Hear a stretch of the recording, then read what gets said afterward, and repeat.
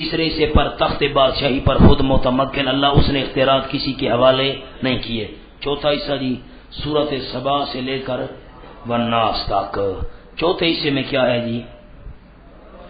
چوتھے حصے میں بروز قیامت خود مختار کل ہونے کا بیان ہے۔ قیامت میں بھی اختیارات میرے پاس ہوں گے، دیکھنا میری طرف مہربانی کرو۔ بول صاحب کو مہربانی کریں۔ پہلے حصے کا خلاصہ پیدا کرنے والا صرف اللہ، ہارون میرے پہلے حصے کا خلاصہ پیدا کرنے والا صرف اللہ، دوسرے حصے کا خلاصہ کہ تمام ضروریات پوری کرنے والا صرف اللہ، تیسرے حصے کا خلاصہ اس نے اپنے اختیارات کسی کے حوالے نہیں کیے، اور چوتھے حصے کا خلاصہ قیامت میں بھی اختیارات کا مالک صرف اللہ۔ سادہ سی بات، پہلے حصے میں خالق صرف، بولو تو خالق صرف، دوسرے حصے میں ضروریات پوری کرنے والا صرف، تیسرے حصے میں اس نے اپنے اختیارات کسی کے حوالے نہیں کیے، چوتھے حصے میں قیامت کے دن بھی اختیارات اسی کے پاس ہوں گے، اس وقت بھی کسی کے بعد اختیارات نہیں ہوں گے۔ اب ایک اشکال دیکھو سورت سبا ہونا، سامنے کیوں سبا بند کر دیا؟ کمال کرتے ہو۔ سورت سبا کو دیکھو، سبا بتاؤ جی 625 دیکھو، الحمدللہ چوتھا حصہ الحمد سے شروع ہو رہا ہے، لیکن ایک اشکال ہے۔ سورت سبا سے اگلی سورت دیکھو، سورت فاطر، یہ بھی الحمدللہ سے شروع ہو رہی ہے۔ چوتھے حصے میں گویا کہ دو سورتیں الحمد سے شروع ہو رہی ہیں، الحمدللہ سے چوتھے حصے میں۔ اب پھر اس کا اشکال کیسے حل کریں گے؟ دیکھو آپ کیا لکھا ہوا ہے۔ اگر کوئی سوال کرے کہ چوتھے حصے میں سورت فاطر بھی الحمدللہ سے شروع ہوتی ہے، تو اس کا جواب یہ ہے کہ چوتھے حصے میں دو عنوان بیان کیے گئے ہیں۔ چوتھے حصے میں مختار کل بروز قیامت، یہ بروز قیامت لکھو، بروز قیامت مختار کل صرف اللہ، قیامت میں اختیارات اسی کے پاس ہوں گے۔ اور دوسرا مسئلہ کیا بیان کیا گیا؟ پکار کے لائق، عمیر پڑھتا صحیح، دوسرے سے میں پکار کے لائق، تو یہ ایک ہی عنوان بن گیا کہ جب مختار کل بروز قیامت صرف اللہ ہے اور مختار کل اللہ کے سوا کوئی نہیں، تو پکار کے لائق بھی اللہ کے سوا کوئی تو پکار کے لائق بھی اللہ کے سوا کوئی نہیں۔ مونا اب دوسرے حصے میں جو دو صورتیں الحمدللہ سے شروع ہو رہی تھی، تو ہم نے کیا جواب دیا؟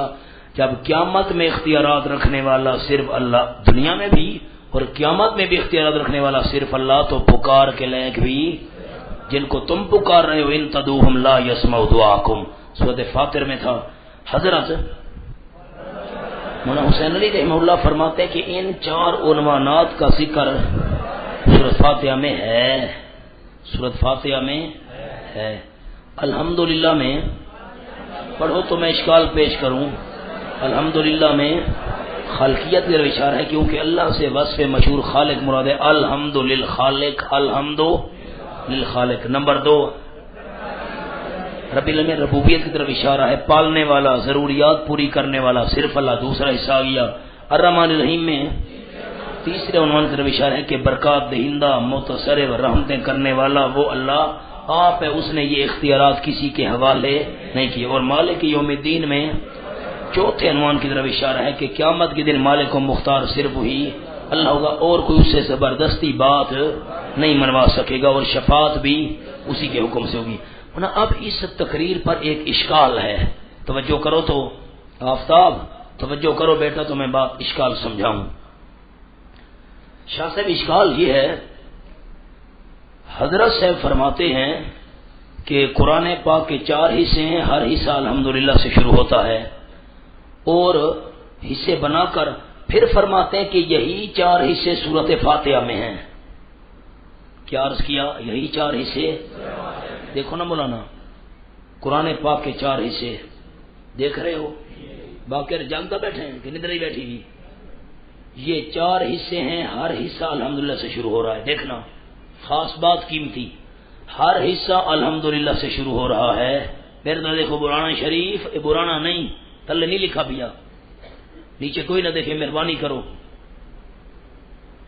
ہر حصہ الحمدللہ سے شروع ہوتا ہے۔ اب جب یہ 4 حصے اشکال یہ 4 حصے تم نے سورت فاتحہ میں فٹ کرنے تھے تو سورت فاتحہ کو الگ ہونا چاہیے تھا. کیا کہا؟ سورت فاتحہ کو. بھئی یہ 4 حصے ہیں اور چاروں کے چاروں فاتحہ میں، تو فاتحہ کو تو شاہ صاحب الگ ہونا چاہیے تھا. ایک تو تم کہتے ہو کہ چاروں حصے فاتحہ میں اور فاتحہ کو پہلے حصے میں شامل کر دیا کہ الحمدللہ سے شروع ہوتا ہے ابھی. اور دوسرا اشکال یہ ہے کہ چوتھے حصے میں 2 صورتیں الحمد سے شروع ہو رہی ہیں. چوتھے حصے میں اس اشکال سے بچنے کا ایک انداز یہ ہے، قرآن کھولو. اب آپ نے ہاتھ رکھنے ہیں ذرا. اشکال 2 سمجھ آ گئے میرے کہ نہیں آئے؟ کہ چاروں حصے اگر فاتحہ میں فٹ کرنے تھے تو فاتحہ کو حصہ نہیں ہونا چاہیے، اس کو الگ ہونا چاہیے تھا. اور دوسرا کیا ہے کہ دوسرے حصے میں 2 سورت. منہ ہاتھ رکھو موری صاحب، منہ بندے منہ کھولی بیٹھے ہوئے دیکھو. اس اشکال سے بچنے کے لیے شاہ سے میں اور انداز عرض کرتا ہوں. سورۃ بقرہ کھولو. مولانا سمی سورۃ بقرہ کھولو اور سورۃ الانعام کا آخر صفحہ بتاؤ مفتی صاحب. سورۃ الانعام کا آخر. ان ربک سریع العقاب انہ لغفور رحیم. یہ دیکھو میں نے یوں ہاتھ رکھا ہوا ہے، یہ دیکھو یہ قرآن کیسے ورق کر کے دونوں ہاتھ رکھو، مہربانی کرو. اب مولانا سورت فاتحہ کو میں نے الگ کر دیا، دیکھ رہے ہو. پہلا حصہ میں شروع کر رہا ہوں الف لام میم سے لے کر انہ لغفور رحیم تک. کیا پہلا حصہ کہاں سے شروع ہو رہا ہے؟ میں معاذ اللہ خیال کرنا، میں حضرت صاحب پر تنقید نہیں کر رہا. شاہ صاحب یہ نہ سمجھو تم جا کر کہنا شروع کر دو کہ حضرت کی تردید کر رہا تھا. نا، حضرت کا مقام ہم جوتیوں کی خاک بھی نہیں ہے. حضرت تو حضرت تھے. کجا ذرہ کجا آفتاب، ہم ذرے کی نسبت بھی نہیں رکھتے. ایک انداز عرض کر رہا ہوں اس اشکال سے بچنے کے لیے کہ پہلا حصہ الف لام میم سے سورت انعام کے آخر تک ہے. پہلا حصہ الف لام میم سے، اس حصے کی آخری سورت الحمدللہ سے شروع ہوتی ہے. اس حصے کی الحمدللہ سورۃ فاتحہ پر بات ہی نہیں کرنی ہم نے. پہلے حصے کی، اب دہرائیں تو پہلے حصے کی، اس میں مسئلہ ہے ربوبیت. اس حصے میں مسئلہ کیا ہے؟ تمام ضروریات پوری کرنے والا اللہ. دوسرا حصہ شروع کرو سورۃ الاعراف سے، چلو چلو چلو سورۃ کہف کے آخر تک. سورۃ الکہف کے آخر تک یہ آ جاؤ جی. ولا یشرک بعبادت ربہ، جیسے ایسے ورق بناؤ، مہربانی کرو ہاتھ ایسے رکھو مجھے تسلی ہو. 455. دوسرا حصہ کہاں سے شروع ہو رہا ہے؟ الف لام میم صاد سورۃ اعراف سے سورۃ کہف کے آخر تک. اس دوسرے حصے کی آخری سورت بھی الحمدللہ سے شروع ہوتی ہے. پہلے حصے کی آخری سورت بھی الحمدللہ سے اور دوسرے حصے کی آخری سورت بھی. مولانا سمجھ آ رہی ہے کہ نہیں آ رہی ہے؟ تو پہلے حصے کا خلاصہ رب العالمین، رب صرف اللہ، اور دوسرے حصے کا خلاصہ ذہن حاضر، دوسرے حصے کا خلاصہ اس نے اپنے اختیارات کسی کے حوالے نہیں کیے. دوسرے حصے کا خلاصہ رحمان خود ہے، رحیم خود ہے، متصرف خود ہے، برکات دہندہ خود ہے. اس نے اپنے اختیارات. پہلے حصے کی آخری سورت الحمدللہ سے، دوسرے حصے کی آخری سورت. پہلے حصے کا خلاصہ ضروریات پوری کرنے والا اللہ، دوسرے حصے کا خلاصہ کہ تخت بادشاہی پر خود متمکن اللہ. تیسرا حصہ سورت مریم سے چلو چلو سورت سبا کے آخر تک. 635. تو تیسرے حصے کی آخری سورت بھی، کچھ بولو تو تسلی ہو، تیسرے حصے کی آخری سورت بھی گویا کہ پہلے 3 حصوں میں آخری صورتیں کس سے شروع؟ رحمت اللہ اٹھا نہ دیکھ، نہیں لکھا پیا. تیسرے حصے کی آخری صورت بھی الحمدللہ سے شروع. یہ انداز سمجھ آ رہا ہے؟ پہلے حصے کی آخری صورت، دوسرے حصے کی آخری صورت، تیسرے حصے کی آخری صورت کس سے شروع ہو رہی ہیں؟ الحمدللہ سے. پہلے حصے کا خلاصہ کہ پالنے والا، تربیت کرنے والا، ضروریات پوری کرنے والا صرف اللہ. دوسرے حصے کا خلاصہ تخت بادشاہی پر متمکن خود اللہ، اور تیسرے حصے کا خلاصہ قیامت میں بھی مختار اور اختیارات رکھنے والا صرف اللہ. ٹھیک ہے، اب ذرا سمجھنا. اور چوتھا حصہ سورۃ فاطر سے شروع ہو رہا ہے. اس حصے کی پہلی سورت الحمدللہ سے شروع ہو رہی ہے. اس حصے کی پہلے 3 حصوں کی آخری صورتیں الحمدللہ سے، اور اس چوتھے حصے کی پہلی صورت. اس چوتھے حصے کا خلاصہ ہے پکار کے لائق صرف اللہ. اس چوتھے حصے کا خلاصہ، پہلے حصے کا خلاصہ ضروریات پوری کرنے والا، دوسرے حصے کا خلاصہ تخت بادشاہی پر خود متمکن، اس نے اپنے اختیار کسی کے حوالے نہیں کیے. تیسرے حصے کا خلاصہ کہ قیامت میں بھی اختیارات اسی کے بعد ہوئے. چوتھے حصے کا خلاصہ پکار کے لائق. اب یہی چاروں مات فاتحہ میں ہیں. کیسے؟ رب العالمین میں پہلے حصے کا اشارہ. رب العالمین میں کچھ غور کر رہے ہو کہ نہیں کر رہے ہو مولانا؟ پہلے حصے کا اشارہ کس میں ہے؟ رب العالمین میں. رب خود اللہ ہے، صرف وہ خود پال رہا ہے، تربیت کر رہا ہے، ضروریات پوری کر رہا ہے. الرحمن الرحیم میں دوسرے حصے کا اشارہ، اس نے اپنے اختیارات کسی کے حوالے نہیں کیے، خود براہ راست رحمت کر رہا ہے. اور مالک یوم الدین میں تیسرے حصے کا اشارہ، قیامت میں بھی اختیارات کا مالک وہی ہوگا. اور ایاک و ایاک نستعین میں چوتھے حصے کا اشارہ کہ پکار کے لائق بھی صرف کون ہے؟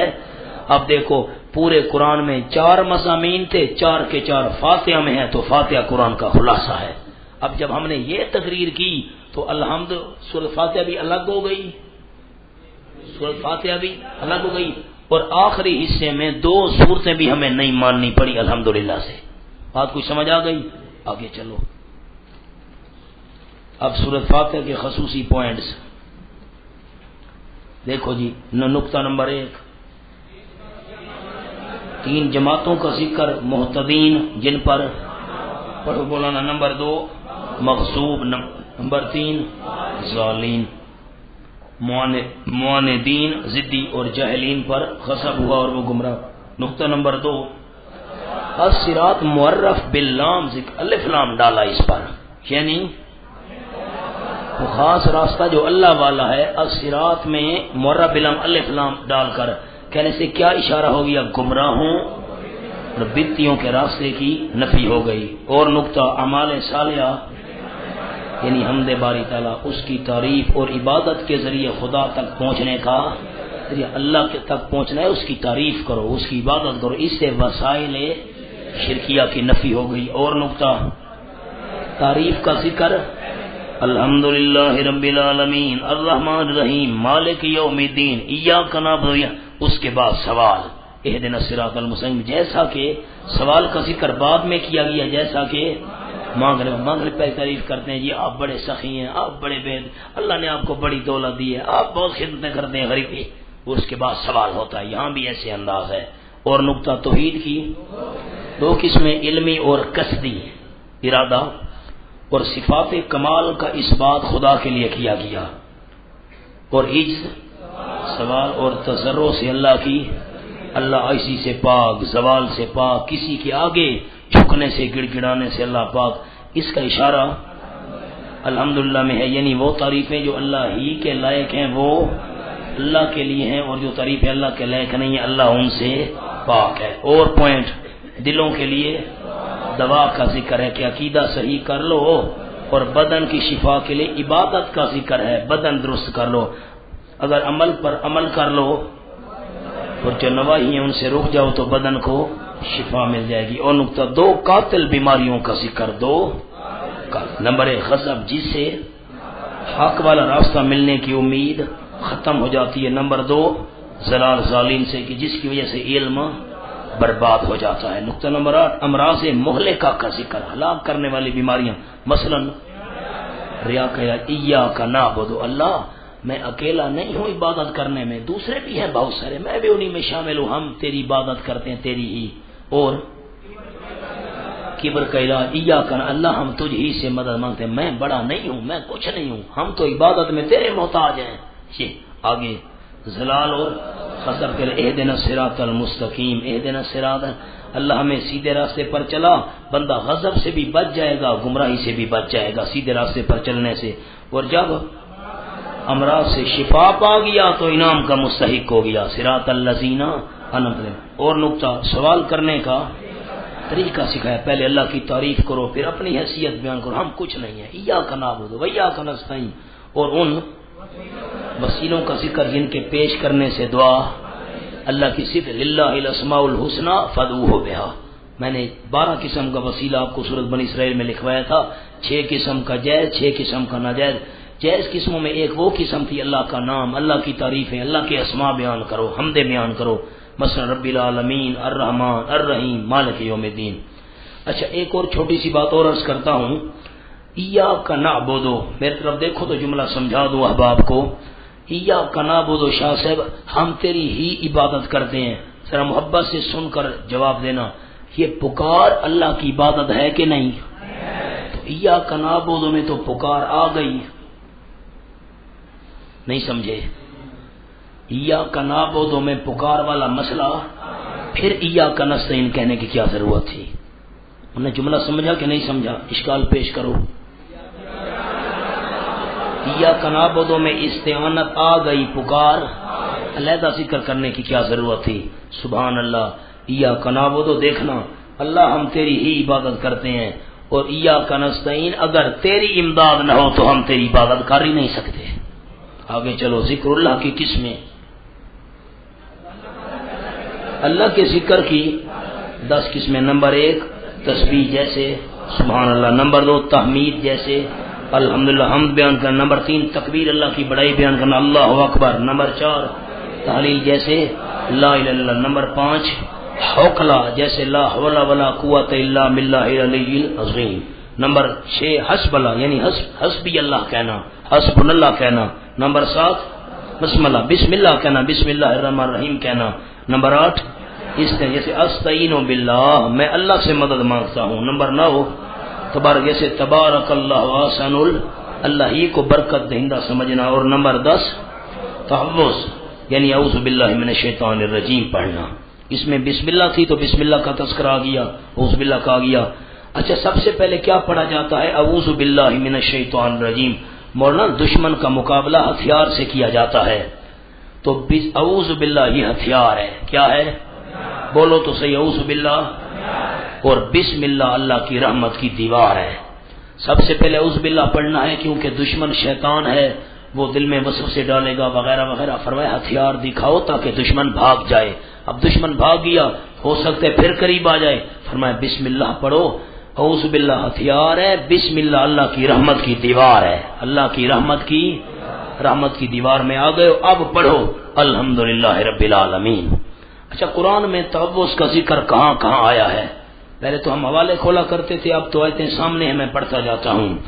قال اعوذ باللہ ان اکون من الجاہلین، حضرت موسیٰ علیہ السلام نے فرمایا میں اللہ کی پناہ میں آتا ہوں کہ ہو جاؤں میں نادانوں میں سے۔ دیکھو اعوذ باللہ تعوذ۔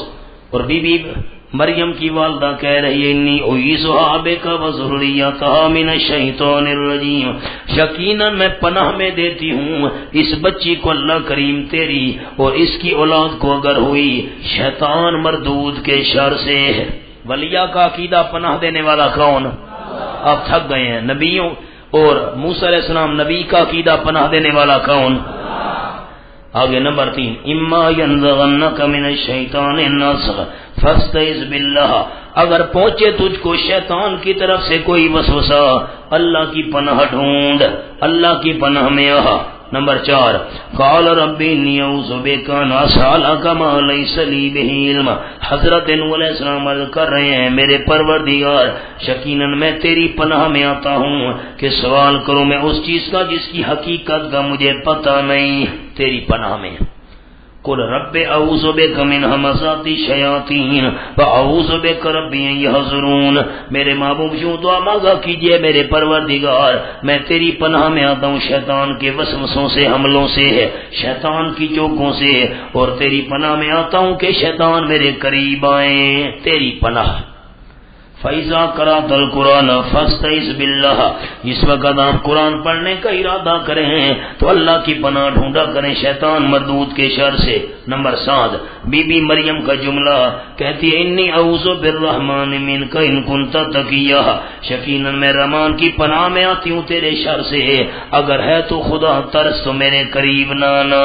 تفصیل آپ نے پڑھی ہوئی ہے۔ قال معاذ اللہ، حضرت یوسف علیہ السلام کے قصے میں معاذ اللہ، اللہ کی پناہ، حضرت یوسف نے فرمایا ان ناخذ الا من وجدنا، ہم تو اسی کو پکڑیں گے بھائی جس کے سوار سے پیالہ نکلا ہے، اور کو پکڑیں معاذ اللہ، اللہ کی پناہ۔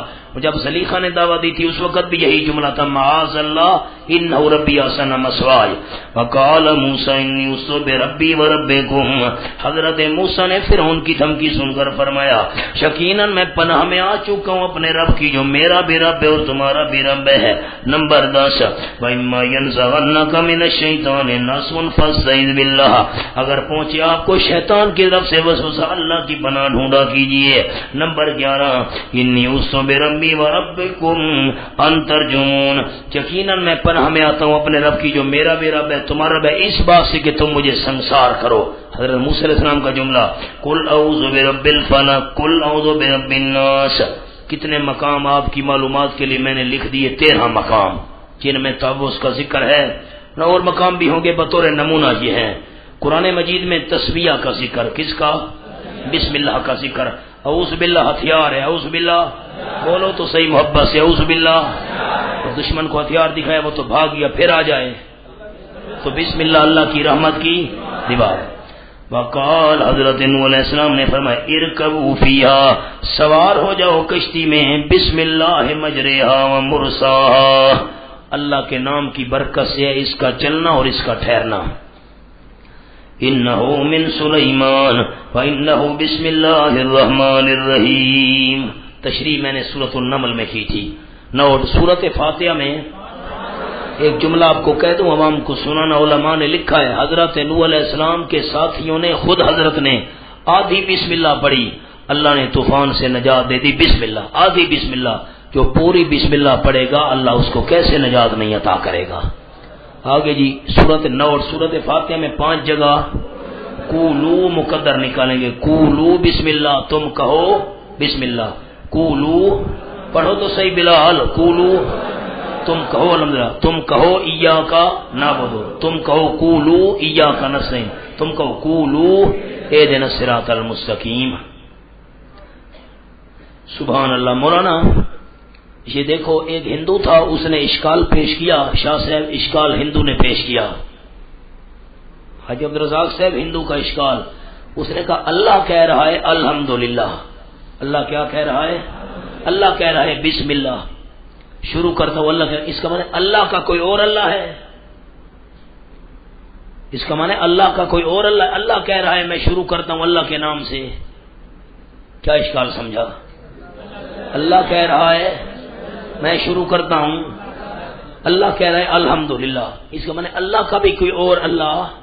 اس کا یہ جواب ہے یہاں قولو مقدر نکالنا ہے، اللہ نہیں، تم نے کہنا ہے بسم اللہ، تم نے کہنا ہے الحمدللہ، تم نے کہنا ہے ایاک نعبد، ورنہ کچھ بات سمجھی ہے کہ نہیں سمجھی؟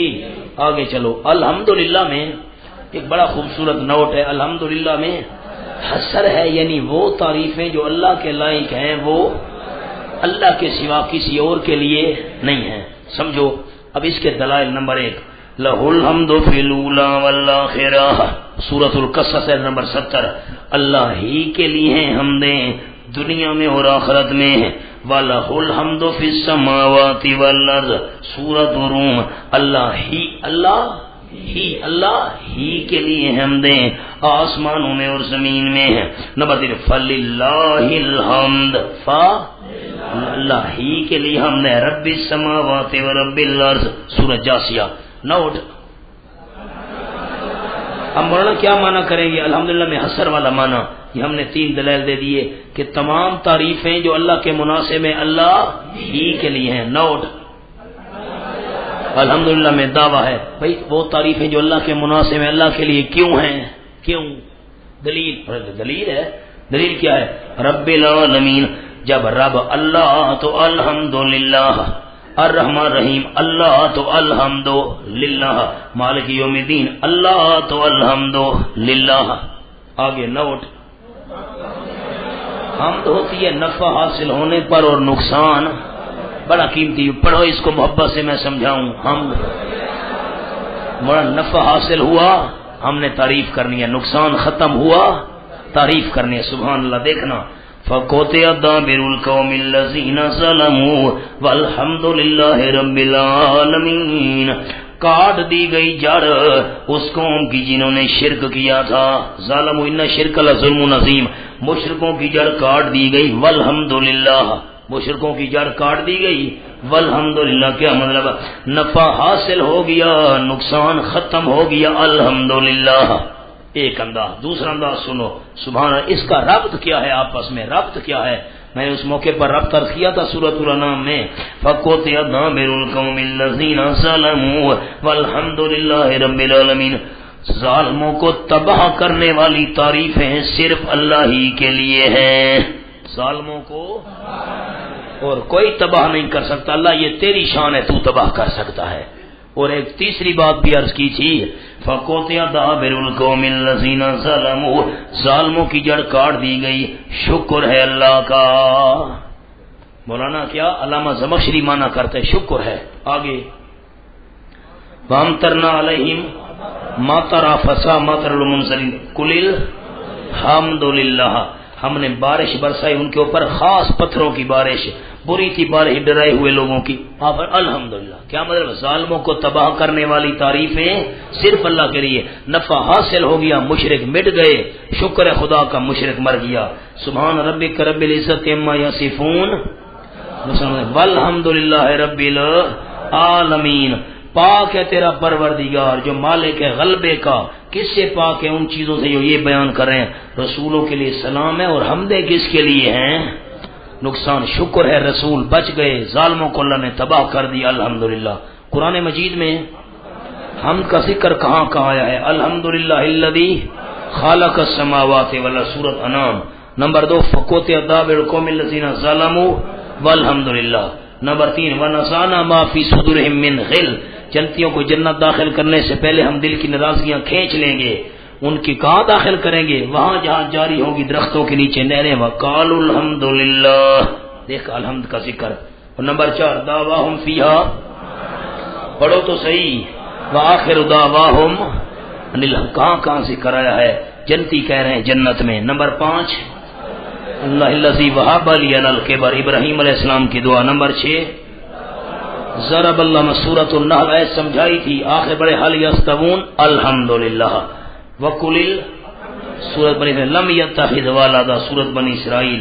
نمبر 8 الحمدللہ الذی انزل علی عبد الکتاب۔ نمبر 9 فَإِذَا اسْتَوَيْتَ أَنْتَ وَمَنْ عَلَى الْفُلْكِ فَقُلِ الْحَمْدُ لِلَّهِ، سورۃ مومنون۔ نمبر 10 وَلَقَدْ آتَيْنَا دَاوُودَ وَسُلَيْمَانَ عِلْمًا وَقَالَ الْحَمْدُ لِلَّهِ۔ نمبر 11 قُلِ الْحَمْدُ لِلَّهِ وَسَلَامٌ عَلَىٰ عِبَادِهِ الَّذِينَ اصْطَفَىٰ۔ نمبر 12 وَقُلِ الْحَمْدُ لِلَّهِ۔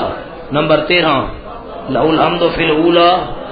نمبر 14 قُلِ الْحَمْدُ، سورۃ العنکبوت۔ نمبر 15 وَلَهُ سورۃ روم۔ نمبر 16 قُلِ الحمد للہ، سورۃ لقمان۔ نمبر 17 الحمد للہ الذی لہ، سورۃ سبا۔ نمبر 18 الحمد للہ فاطر السماوات والارض۔ نمبر 9 وقالوا الحمد للہ الذی اذهب عنا الحزن، جنتی جنت میں پہنچ کر کہیں گے غم ہمارے آج دور ہوئے۔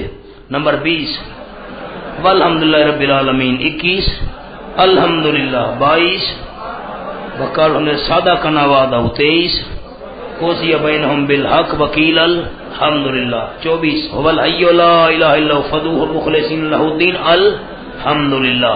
25 فللہ الحمد۔ 26 یسبح لہ ما فی السماوات ولہ الحمد۔ یہ 26 میں نے آیتیں اکٹھی کی ہیں کہ جس میں یہ ثابت کیا گیا ہے کہ حمد کس کے لیے ہے؟ صرف اللہ ہی کے لیے۔ ہونا حوصلہ کرو، ایک جملہ لکھو، صبر کرو میں دیکھ لوں۔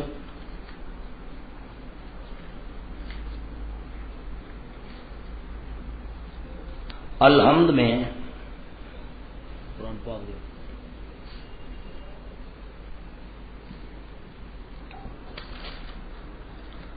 کام عہد خارجی کا ہے،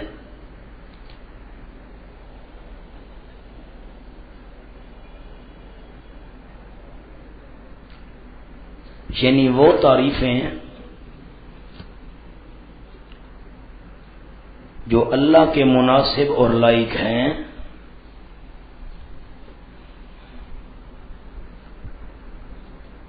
وہ صرف اللہ ہی کی کرنی ہے اور کسی کی نہیں۔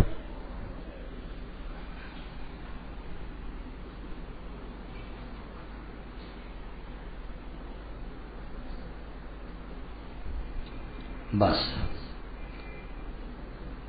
انہیں ایک اشکال یہ ہے کہ جو الف لام استغراق کا بناتے ہیں نا کہ تمام تعریفیں اللہ کے لیے ہیں، پھر سوال پیدا ہوا ایک آدمی طاقتور ہے، بہت کشتی اچھی لڑتا ہے، تو یہ تعریف اللہ کی ہم کر سکتے ہیں؟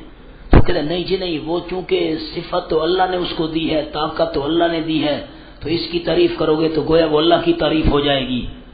مانا یہ بالواسطہ بات حضرت مولانا حسین علی سے فرماتے ہیں الف لام عہد خارجی کا ہے، وہ خاص تعریف جو دیکھو تو صحیح جو اللہ کے وہ صرف اللہ ہی ہے۔ مثلا حاجت روا، مشکل کشا، عالم الغیب، داتا، حاضر ناظر، عالم الغیب، یہ تعریفیں کس کے مناسب ہیں؟ صرف اللہ کی۔ تو کرنی بھی کس کی ہیں؟ انبیاء کی تعریف کرو، اولیاء کی کرو، بزرگوں کی، استادوں کی، لیکن جو اللہ کا حق ہے وہ صرف کس کی کرنی ہے؟ اللہ کی۔ اب عوام کو کیا سناؤ گے؟